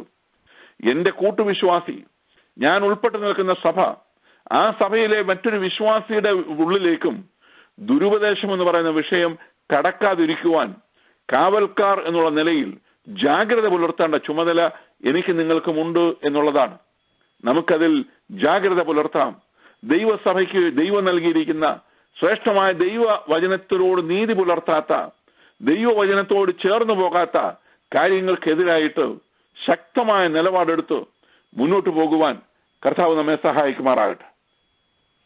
സ്തോത്രം. ബൈസറോട് ഹല്ലേലൂയ. കൊലോസ്യലേഖനം 8 മുതലുള്ള 8-ാം അധ്യായം 2-ാം അധ്യായം 8 മുതൽ വാക്യങ്ങളെ അടിസ്ഥാനമാക്കി കർത്താവിന്റെ ദാസൻ നമ്മളെ പഠിപ്പിക്കുന്നുണ്ടായി. 8-ാം വാക്യത്തിൽ ദൈവത്തിന് സ്തോത്രം. ബൈസറോട് ഹല്ലേലൂയ. തത്വജ്ഞാനത്താലും വശീകരണ വാക്കുകളാലും ആരും നമ്മെ വഞ്ചിക്കാതിരിപ്പാൻ, പ്രൈസറോട് ഹല്ലേലൂയ, നാം സൂക്ഷിപ്പാൻ കർത്താവിന്റെ ദാസൻ നമ്മളെ പ്രബോധിപ്പിച്ചു. ഹല്ലേലൂയ. ദുരുപദേശം പെരുകിക്കൊണ്ടിരിക്കുന്ന കാലഘട്ടത്തിൽ നാം ആത്മീയമായി ദൈവവചന സംബന്ധമായി അറിവുള്ളവരായി ദൈവത്തിന് സ്തോത്രം അതിൽ ഒഴിഞ്ഞിരിപ്പാൻ ഹല്ലേലൂയ നമുക്കിടയായി തീരട്ടെ. കർത്താവിന്റെ ദാസനെ ഇന്ന് സന്ധ്യാസനം നമ്മുടെ മധ്യ ഉപയോഗിച്ചല്ലോ. ദൈവത്തിന് സ്തോത്രം. ഹല്ലേലൂയ. കർത്താവിന്റെ ഒരു താമസമെങ്കിൽ വരും ദിവസങ്ങളിലും ഹല്ലേലൂയ ദാസൻ നമ്മളെ മധ്യ ഉപയോഗിക്കട്ടെ. അതിന് വേണ്ട കൃപ ധാരാളമായി പകരട്ടെ. കുടുംബമായി അനുഗ്രഹിക്കട്ടെ, ശുശ്രൂഷകളെ അനുഗ്രഹിക്കട്ടെ. ദൈവത്തിന് സ്തോത്രം നമുക്ക് പ്രാർത്ഥിക്കാം. കരുണയുള്ള ദൈവമേ, സ്വർഗീയ പിതാവേ, വിലയേറിയ സമയത്തിനായി സ്തോത്രം ചെന്നു സ്തുതിക്കുന്നു. ഒരു ബുധനാഴ്ചയുടെ സന്ധ്യാസമയം കൂടെ ദൈവന പഠനത്തിന് വേണ്ടി അടിങ്ങളൊക്കെ ഒരുക്കി തന്ന വിലയേറിയ അവസരത്തിനായി സ്തോത്രം ചെയ്യുന്നു സ്തുതിക്കുന്നു. ദൈവത്തിന് സ്തോത്രം. അടിങ്ങൾ കേൾക്കപ്പെട്ടതുപോലെ ദൈവത്തിന് സ്തോത്രം. ബൈസറോട് ഹല്ലേലൂയ. ദൈവത്തിന് സ്തോത്രം. ദുരുപദേശം പെരുകിക്കൊണ്ടിരിക്കുന്ന ഈ കാലഘട്ടത്തിൽ ഹല്ലേലൂയ ദൈവത്തിന് സ്തോത്രം. യാഥാർത്ഥ്യങ്ങളെ ഗ്രഹിപ്പാൻ അടിയങ്ങളുടെ ഹൃദയങ്ങളെ തുറക്കണമേ. ദൈവത്തിന് സ്തോത്രം. തത്വജ്ഞാനത്താലും വശീകരണ വാക്കുകളാലും ആരും അടിയങ്ങളെ വഞ്ചിക്കാതിരിക്കേണ്ടതിന് പരിശുദ്ധാത്മാവ് അടിയങ്ങളുടെ ഹൃദയങ്ങളിൽ ദൈവത്തിന് സ്തോത്രം ക്രിയ ചെയ്യുമാറുമെന്ന് പ്രാർത്ഥിക്കുന്നു. യാഥാർത്ഥ്യങ്ങളെ വെളിപ്പെടുത്തി തെരുമാറുമെന്ന് പ്രാർത്ഥിക്കുന്നു. പാപത്തെക്കുറിച്ചും നീതിയെക്കുറിച്ചും ന്യായവിധിയെക്കുറിച്ചും ബോധ്യം വരുന്ന പരിശുദ്ധാത്മാവ് ഓരോ ദിവസങ്ങളെ വഴി നടത്തുമാറെന്ന് പ്രാർത്ഥിക്കുന്നു. ദാസനെ കുടുംബമായി ഏൽപ്പിക്കുന്നു. മാനിക്കണമേ, അനുഗ്രഹിക്കണമേ. ഹല്ലേലൂയ. കൊടുത്തിരിക്കുന്ന എല്ലാ കൃപകൾക്കായി സ്തോത്രം. ധാരാളമായ കൃപ വരുമാറെന്ന് പ്രാർത്ഥിക്കുന്നു. സൂക്ഷികളെ അനുഗ്രഹിക്കുമാറണമേ. കുടുംബത്തിന്റെ എല്ലാ ആവശ്യങ്ങളുടെ മധ്യേ സ്വർഗം പ്രവർത്തിക്കുമാറെന്ന് പ്രാർത്ഥിക്കുന്നു. വനത്തിന്റെ ആഴത്തിലേക്ക് വേണ്ടി ഇറക്കണമേ. മർമ്മങ്ങളെ വെളിപ്പെടുത്തി കൊടുക്കുമാറെന്ന് പ്രാർത്ഥിക്കുന്നു. ദൈവത്തിന് സ്തോത്രം. പാട്ട് പാടി ആകർഷിച്ചറിയാൻ വേണ്ടി ഞങ്ങൾ പ്രാർത്ഥിക്കുന്നു. ദാസനെ അനുഗ്രഹിക്കുമാറന്മേ. കൊടുത്തിരിക്കുന്ന നല്ല താഴ്ന്നുകൾക്കായി സ്തോത്രം. കർത്താവിന് വേണ്ടി പാടുവാൻ തക്കോണം കൊടുത്തിരിക്കുന്ന ഉത്സാഹത്തിനായി സ്തോത്രം. പിന്നെ ധാരാളമായി പാടുവാൻ അവസരം കൊടുത്ത് മാനിക്കണമേ. കുടുംബമായി വേണം അനുഗ്രഹിക്കണമേ. പ്രവർത്തനം മേലുള്ള വിശാലം നൽകി മാനിക്കുമാറെന്ന് പ്രാർത്ഥിക്കുന്ന ദൈവത്തിന് സ്തോത്രം. പ്രാർത്ഥിച്ച കർത്താവിൻ ദാസിക്കായി സ്തോത്രം. അവരെ കുടുംബമായി അനുഗ്രഹിക്കണമേ. വചനം വായിച്ച് സഹായിച്ച ദാസിയെ കുടുംബമായി ഏൽപ്പിക്കുന്നു. അവരെ കുടുംബമായി അനുഗ്രഹിക്കുമാറെന്ന് പ്രാർത്ഥിക്കുന്നു. ഇന്ന് സന്ധ്യാസമയം പ്രേരണായിരുന്ന ഏവരെയും ഞങ്ങൾ തൃക്കരങ്ങൾ ഏൽപ്പിക്കുകയാണ് പിതാവി. കേൾക്കപ്പെട്ട വചനം ഹാൽവിയാടി നിങ്ങളുടെ ഹൃദയത്തിൽ രാത്രികാലം ക്രിയമാറെന്ന് പ്രാർത്ഥിക്കുന്ന ദൈവത്തിന് സ്തോത്രം. ഹാലുയ അവിടുത്തെ സ്നേഹികൾ ഉറച്ചു നിൽപ്പാൻ, ഹാലുയ ദൈവത്തിന് സ്തോത്രം പൈസ ഹല്ലേലൂയ യാഥാർത്ഥ്യങ്ങളെ ഗ്രഹിപ്പാൻ, ഹാലുയ ദൈവത്തിന് സ്തോത്രം പൈസ നിങ്ങൾക്ക് കൃപയുമാറെന്ന് പ്രാർത്ഥിക്കുന്നു. ശത്രു ഒരു വിധത്തിലടിങ്ങളെ വീഴ്ത്തിക്കളയുവാൻ ഇടവരാതെ വണ്ണം പ്രൈസോട് ഹൽവിയ നിങ്ങൾ കിടക്കപ്പെട്ട വചനം അലുവടിങ്ങൾക്ക് അലുയ ദൈവത്തിന് സ്തോത്രം ബലമായി ശക്തിയായി അവിടുന്ന് ഓരോ സ്വടിങ്ങൾ കൂടിയിരുന്ന് വഴി നടത്തുമാറെന്ന് പ്രാർത്ഥിക്കുന്നു. ഇപ്പം നടത്തപ്പെടുന്ന സായ്മ കുടുംബമായി ഏൽപ്പിക്കും. അവർ കുടുംബം അനുഗ്രഹിക്കുമാറാണമേ. ഇപ്പോഴോട് നടത്തപ്പെടുന്ന എല്ലാ പ്രോഗ്രാമുകളും അനുഗ്രഹിക്കുമാറെന്ന് പ്രാർത്ഥിക്കുന്നു. ദൈവത്തിന് സ്തോത്രം. ആലുയ ദൈവത്തിന് സ്തോത്രം. സർവ്വമൗത്വം അങ്ങേക്ക് അർപ്പിക്കുന്നു. അടികളെ താഴ്ത്തി ഏൽപ്പിക്കുന്നു. ക്രിസ്തുയേശുവിന്റെ നാമത്തിൽ അഴിമടപേക്ഷിക്കുന്നു. കർണോട് കേട്ട ക്രോട്ടത്തിന് വള്ളണമേ. ആമേൻ. Praise the Lord. ഹല്ലേലൂയ. Praise the Lord. ഹല്ലേലൂയ. സ്തോത്രം. നന്ദിയോടെ സ്തോത്രം. കർത്താവിന് നന്ദിയോടെ സ്തോത്രം. അനുഗ്രഹിക്കപ്പെട്ട ദൈവത്തിന്റെ വചനം കേൾക്കുവാൻ തക്കോണം ഈ രാത്രികാലം ദൈവത്തിന്റെ പരിശുദ്ധാത്മാവ് നമ്മെ സഹായിച്ചുവല്ലോ. കർത്താവിന്റെ സന്നിധിയിൽ നമ്മെ തന്നെ സമർപ്പിക്കാം. വചനത്തിൽ വേരൂന്നി നിൽക്കുവാൻ തക്കവണ്ണം അതിൽ ആത്മീയ വർധന നമ്മുടെ ജീവിതത്തിൽ പ്രാപിക്കുവാൻ തക്കവണ്ണം ഹല്ലേലൂയ സ്തോത്രം. ഉപദേശിച്ചു തരുന്നതായ ദൈവത്തിന്റെ വചനത്തിന് ഒത്തവണ്ണം മാത്രം വിശ്വാസത്തിൽ ഉറച്ചും സ്തോത്രത്തിൽ കവിഞ്ഞു വരിക്കുവാൻ ദൈവത്തിന്റെ പരിശുദ്ധാത്മാവ് കഴിഞ്ഞ ആഴ്ചകളൊക്കെയും നമ്മെ പ്രബോധിപ്പിച്ചതുപോലെ അപ്രകാരം നമുക്ക് ജീവിപ്പാൻ കർത്താവ് നമ്മെ സഹായിക്കട്ടെ. ലോകത്തിന്റെ ആദ്യ പാഠങ്ങൾക്ക് ഒത്തവണ്ണമല്ലാതെ ഹല്ലേലൂയ സ്തോത്രം, അതുപോലെ മനുഷ്യരുടെ സമ്പ്രദായത്തിന് ഒത്തവണ്ണമുള്ളതായ ഹല്ലേലൂയ സ്തോത്രം തത്വജ്ഞാനവും വെറും വഞ്ചനയും കൊണ്ട് ആരും നമ്മെ ഹല്ലേലൂയ വഞ്ചിക്കാതിരിപ്പാൻ ഈ ദിവസങ്ങൾ നമ്മെ തന്നെ സമർപ്പിക്കാം. ദൈവത്തിന്റെ ഹല്ലേലൂയ സ്തോത്രം ക്രിസ്തുവിന് ഒത്തവണ്ണമുള്ളതായ ഹല്ലേലൂയ വചനങ്ങൾ ഗ്രഹിക്കുവാനും അതിനനുസരിച്ച് ജീവിപ്പാനും ദൈവത്തിന്റെ പരിശുദ്ധാത്മാവ് നമ്മെ സഹായിക്കട്ടെ. കർത്താവിന്റെ ദാസൻ പാസ്റ്റർ റോയ് വാഗത്താനോടത്തുള്ള നന്ദി പ്രത്യേകം അറിയിക്കുന്നു. ദൈവമായ കർത്താവ് എല്ലാവരെയും സഹായിക്കുമാറാകട്ടെ. പ്രത്യേക പ്രിയ സഹോദരൻ ക്രിസ്റ്റോ ചെറിയാനുള്ള നന്ദി അറിയിക്കുന്നു. മനോഹരമായി ഗാനം പാടുവാൻ ഈ രാത്രികാലവും സഹായിച്ചല്ലോ. പ്രിയ തങ്കച്ചാനുള്ള നന്ദി പ്രത്യേകം അറിയിക്കുന്നു. ദൈവമായ കർത്താവ് നമ്മെ എല്ലാവരെയും സഹായിക്കുമാറാകട്ടെ. നാളെ രാവിലെ വീണ്ടും 5 മണിക്ക് നമുക്ക് മധ്യസ്ഥ പ്രാർത്ഥനയുണ്ടല്ലോ. വൈകിട്ട് നടക്കുന്നതായ സ്തോത്രം പ്രയർ ലൈനിൽ ഇംഗ്ലീഷ് സെഷനും മലയാളം സെഷനിലും നമുക്ക് ഒരുമിച്ച് കൂടി വരുവാനും പ്രാർത്ഥിക്കുവാനും ദൈവമായ കർത്താവ് നമ്മെ സഹായിക്കട്ടെ. പ്രത്യേകം നമ്മുടെ കുഞ്ഞുങ്ങൾ ഇംഗ്ലീഷ് സെഷൻ കടന്നു വരുവാനും പ്രാർത്ഥിപ്പാനും അവരെ ഉത്സാഹിപ്പിക്കുവാൻ ശ്രമിക്കുമല്ലോ. ദൈവമായ കർത്താവ് നമ്മെ എല്ലാവരെയും സഹായിക്കട്ടെ. നേരത്തെ ഒക്കെയും പറഞ്ഞിരുന്നത് പോലെ നമ്മുടെ പ്രയർ ലൈനിന്റെ പുതിയ നമ്പർ മറക്കരുത്. മറ്റുള്ളവർ ആരെങ്കിലും ഇത് ലഭിക്കാത്തവരുണ്ടെങ്കിൽ നിങ്ങളത് ഷെയർ ചെയ്യണം. 701-801-9633.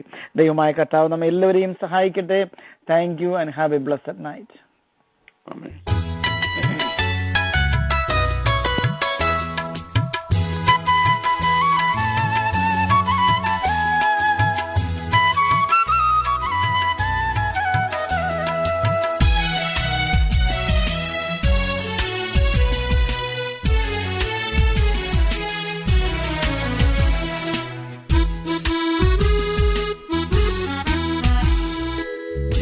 തേജസ്സിനായി വിളിക്കപ്പെട്ടോരേ, ദൈവഹിതം എന്തെന്നിപ്പോൾ തിരിച്ചറിയുക.